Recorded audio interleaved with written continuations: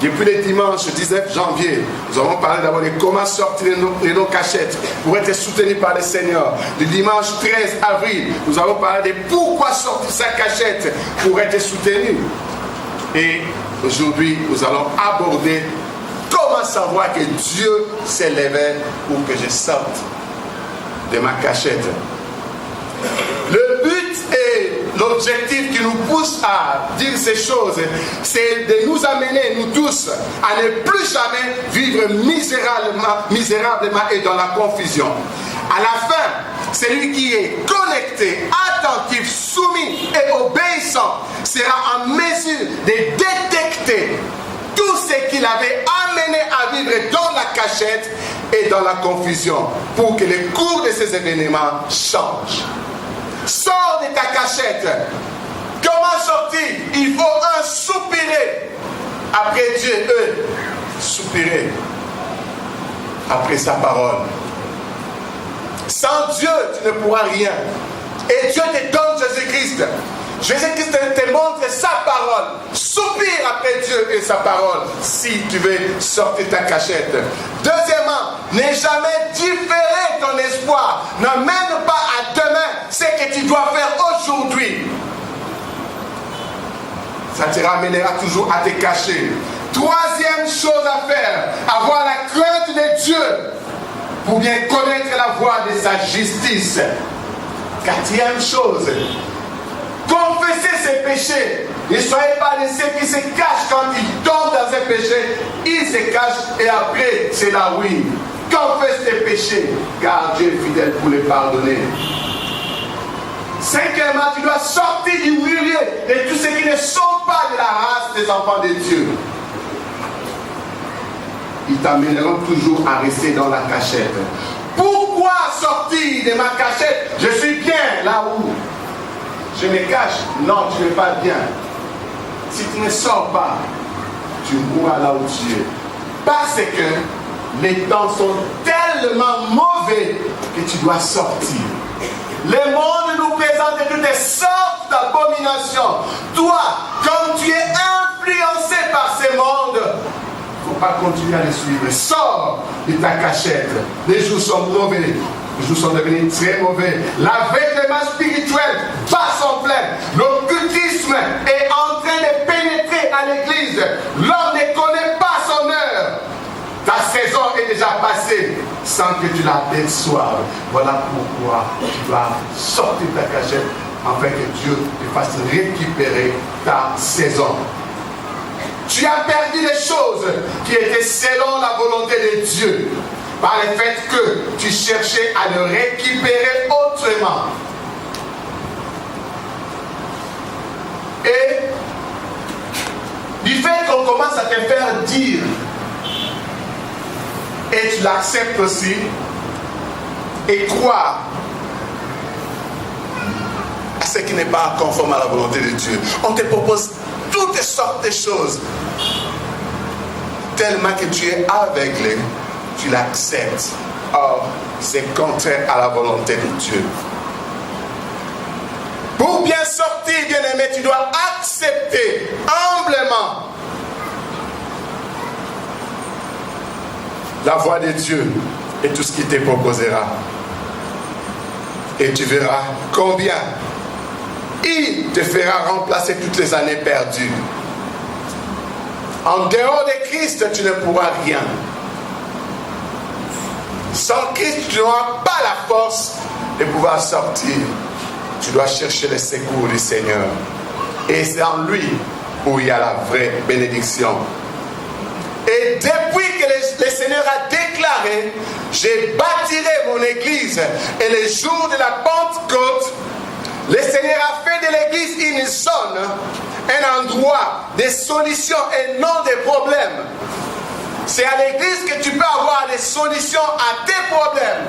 L'église n'apporte pas, l'église ne donne pas de problèmes aux gens. L'église ne nous soumet pas dans des situations où nous ne pourrons pas nous en sortir.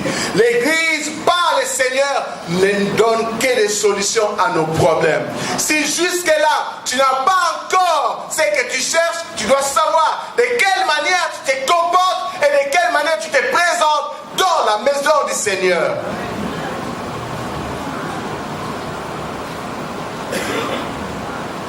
Nous rencontrons souvent des problèmes par le fait que nous venons avec un autre esprit qui est contraire à l'esprit du Seigneur et à sa vision par rapport à l'Église et à comment il pourvoit pour nous bénir.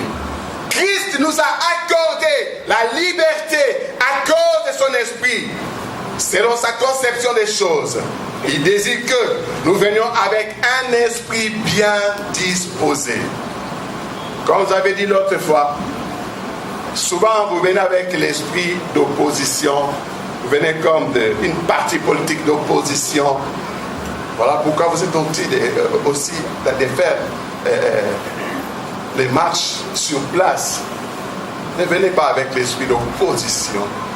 À l'église, on ne s'oppose pas contre qui que ce soit. On ne s'oppose pas contre la volonté de qui que ce soit. Mais on ne proclame que la vérité. On ne fait que ce que le Seigneur nous demande de faire. Si ça blesse parfois, ce n'est pas nous. C'est ce que l'Esprit du Seigneur nous demande de dire et de faire. Contrôle-toi, vois de quelle manière tu conçois les choses et change ta façon de les concevoir. Ne venez pas en opposant. Tu te donneras du retard pour rien. Sache seulement comment on se conduit dans sa maison. Et les choses seront faciles pour toi. Si jusque maintenant tu ne comprends pas ces choses, tu construiras tes propres barrières et le diable sera toujours dans ton camp et créera des choses qui te troubleront.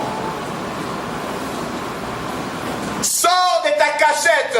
Dieu s'est levé pour te soutenir. Notre troisième point. Comment savoir que Dieu s'est levé afin que je sorte de ma cachette? 3 passages bibliques qui nous aidera à comprendre comment savoir que Dieu s'est levé. Ésaïe 43, le verset 1 à 7. Genèse chapitre 12, le verset 1 à 3. Et puis Matthieu chapitre 19, le verset 29. Ésaïe 43, 1 à 7. Genèse 12, 1 à 3. Matthieu 19, 23. Quand vous allez lire de quelle manière Dieu parlait à Israël dans Ésaïe 43 et de quelle manière Dieu parla à Abraham, vous allez comprendre. Et la finalité, nous devons répondre à ce que Matthieu 19, 29 nous demande de faire. Là, c'est Jésus-Christ qui nous propose. En lisant ce passage, pour comprendre comment Dieu s'élève afin que nous puissions sortir, parce qu'il a promis qu'il va nous soutenir. Comment savoir qu'il s'est levé? Prenez-moi, pardon. C'est toujours à la lumière de sa parole que nous pourrons voir et être éclairés sur comment Dieu s'élève. Pas autre chose. C'est toujours à la lumière de sa parole. Deuxièmement, il y a aussi ces promesses en notre faveur. Pas ce que les hommes disent de toi, mais ce que Dieu t'a promis. C'est ce qui montre que Dieu s'est levé pour toi. Troisième chose, quand il manifeste son amour, il prend toujours la place de l'homme pour confondre ses ennemis en agissant avec toute sa puissance et son autorité. Lisez la Bible.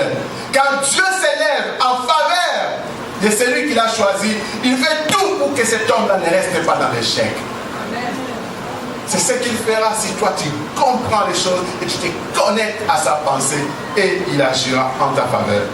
Et pour mieux comprendre aussi, pour toi qui sais comprendre le français, très souvent, c'est quand la Bible nous montre Dieu parler en utilisant le pronom personnel je. Les égaux. La première personne du singulier. C'est là où nous voyons que là, c'est Dieu qui est en train d'agir. Là, c'est Dieu qui parle. Alors, si tu es attentif, tu comprendras que Dieu s'est déjà levé pour ta cause. Dieu s'est déjà levé pour ta situation. Si ça tarde, tu es floué et aveuglé par l'ennemi.